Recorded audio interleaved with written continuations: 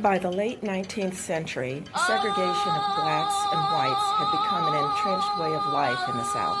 In December 1960, another Supreme Court ruling declared segregated restrooms, restaurants, and waiting rooms for interstate bus, train, and plane passengers unconstitutional. 5 months later, that law would be severely tested by freedom riders. My name is Charlotta Janssen. I'm a painter and a restaurateur out of Brooklyn. I was really excited about Obama's election, and I wanted to do something to thank people on the way who helped us get there. I came across these mugshots. I was on a website that is kind of like a dirty, nasty website, but then I found these jewels. The beauty of a mugshot of this time is that it captured a moment and suspended it of this confrontation. Richard is a great gallerist. He really cares about content. And we just felt that for the 55th anniversary of the Freedom Rides, which are so significant and also re-significant with Black Lives Matter, with Occupy, that we really need, grassroots economic movements to make things better and to stop this expansion of the difference between rich and poor. And, how do we address gentrification, stuff like that, that we really wanted to bring back this well-planned, successful, amazing movement. It took me almost 3 days for the entire process, from deciding which images we want to have in the exhibition, then it's actually laying it out, to decide how do we want to hang the show, at what height do you want to hang the artwork, making certain that everything is very cohesive.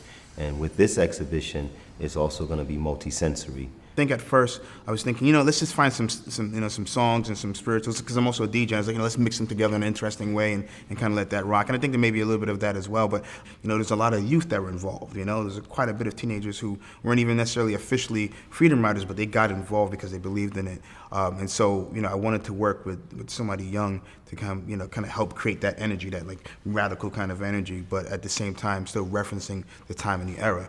So this so happens that my son is a producer and an audio engineer, so I kind of give him some direction. I let him put something together.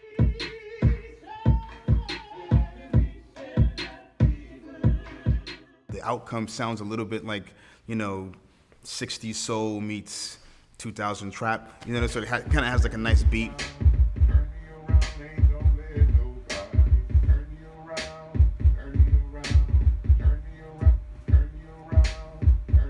If someone who's young is coming to the gallery, or somebody, whether on their own or with their parents or their family, that they can relate to it as well. It's not just something that's that seems academic, that's being forced on them, but something that makes sense to them as well and help them connect to it and make it relevant. Basically, I paint with this high contrast. It's basically this aqua blue tone and this rust tone, which starts off as iron, and black and white. And I glaze and glaze and glaze. I want you to really feel the three-dimensionality and the exact mood of this person. When I started painting, there was a lot about anonymous art, like egghead art, or art that was just really more like not about this specific person. And I realized we're in a time where we're very anonymous in some ways. We live quite isolated lives. We can sometimes have dealings with people, sometimes even very intimate dealings with people that we've never met before, that we don't meet for years. And so to repersonalize, rehumanify, I want to do very specific portraits of very, very specific people in very specific time. And that's also where the collage comes in. And I like calling it, augmented portraiture, because it's not just a portrait of a person, but it also describes a little bit of their environment or where they were at.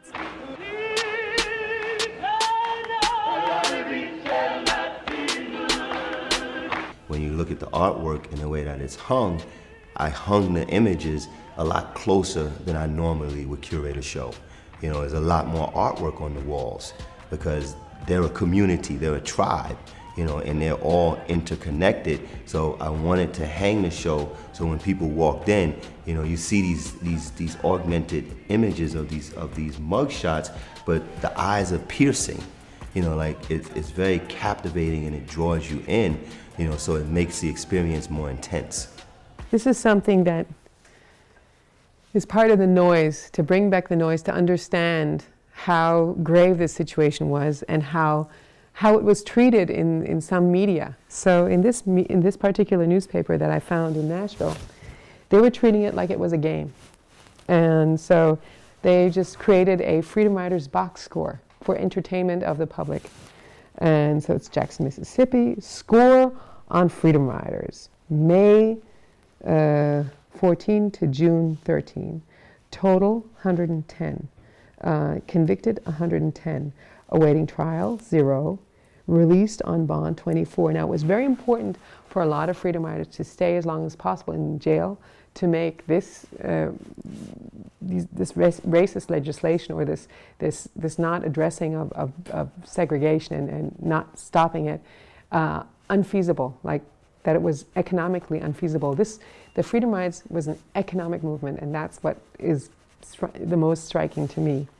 So many more were convicted than released on bond. Most of them stayed in jail, and some paid the fine, and 83, the majority, are in jail.